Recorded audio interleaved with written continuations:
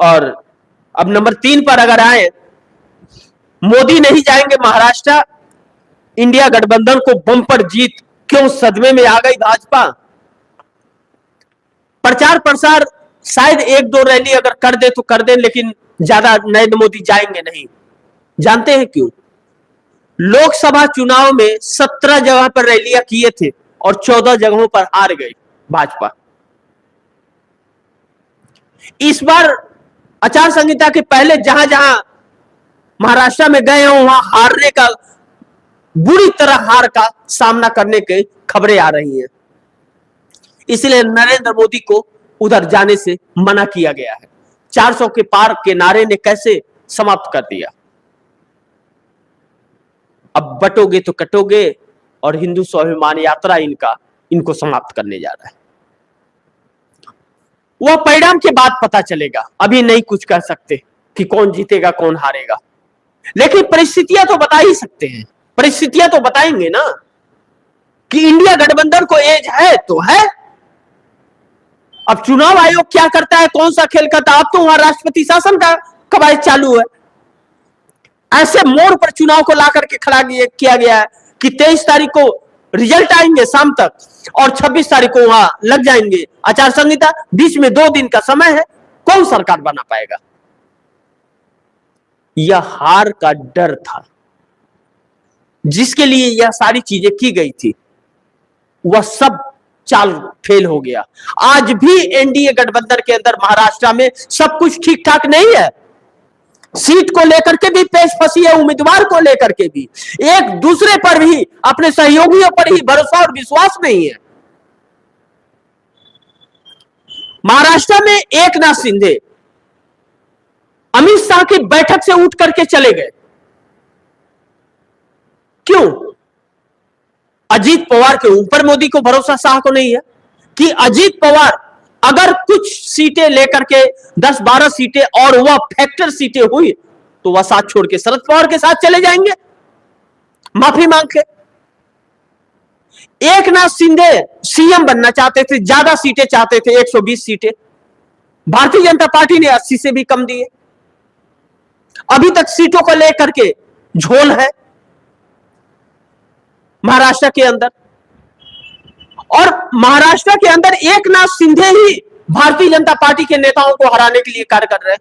वो साफ कर रहे हैं उनके नेता, मैं अपने वोट ट्रांसफर नहीं करवाएंगे हम लोग। और भारतीय जनता पार्टी, जिस एकनाथ शिंदे और भाजपा के झगड़े में भाजपा के एक नेता की मौत हुई थी, उसी के पत्नी को भाजपा ने टिकट दे दिया शिंदे के नेता के सामने। यह जो एक दूसरे पर अविश्वास है, वह अविश्वास ही हार का कारण बन रहा है। बाकी फैक्टर तो अलग है, लेकिन यह अविश्वास भी हावी हो गया है महाराष्ट्र के चुनाव में। एक तरफ महाविकास आघाड़ी इंडिया गठबंधन को ही महाविकास आघाड़ी कहा जाता है महाराष्ट्र में। सीटों का बंटवारे एकदम क्लियर हो गए कि 85 सीटों पर तीनों पार्टियां लड़ेंगी। उद्धव ठाकरे की शिवसेना, शरद पवार की एनसीपी, कांग्रेस, 85 सीटें। 15 सीटें हैं जो कांग्रेस को और शिवसेना को बट सकती है, बाकी 18 सीटें सहयोगियों के लिए रखी गई है। लेकिन भारतीय जनता पार्टी गठबंधन महायुति, उसके अंदर तो अभी तक सब कुछ ठीक ही नहीं है। अभी तक सीटों को लेकर तय नहीं है, प्रत्याशी घोषित किए जा रहे हैं। जब एकनाथ शिंदे चाहते थे कि हमारे चेहरे पे ही चुनाव हो, भारतीय जनता पार्टी बिल्कुल नहीं चाहती। यह एकनाथ शिंदे समझ चुके हैं कि यह हमें मुख्यमंत्री नहीं बनाएंगे, इसलिए एकनाथ शिंदे ज्यादा सीटों पर जीत करके आए, भाजपा कम हो जाए, इसके प्रयास में हुआ है। इसमें 2 चीजें होंगी। भारतीय जनता पार्टी के प्रत्याशियों को हराने का कार्य एकनाथ शिंदे की शिवसेना ही करेगी। एकनाथ शिंदे की शिवसेना ही करेगी भाजपा को हराने का कार्य, और भाजपा एकनाथ शिंदे को हराने का कार्य करेगी। इन दोनों टकराव के अंदर इंडिया गठबंधन बाजी मारता हुआ नजर आ रहा है। इंडिया गठबंधन की खासी लीड चल रही है, टक्कर मुकाबला है, क्योंकि भाजपा एक पैसे में विश्व की सबसे बड़ी पार्टी है, राजनीतिक पार्टी, पैसे में, दौलत में। सम्मान में नहीं, कामों में नहीं, किसी चीज में नहीं है।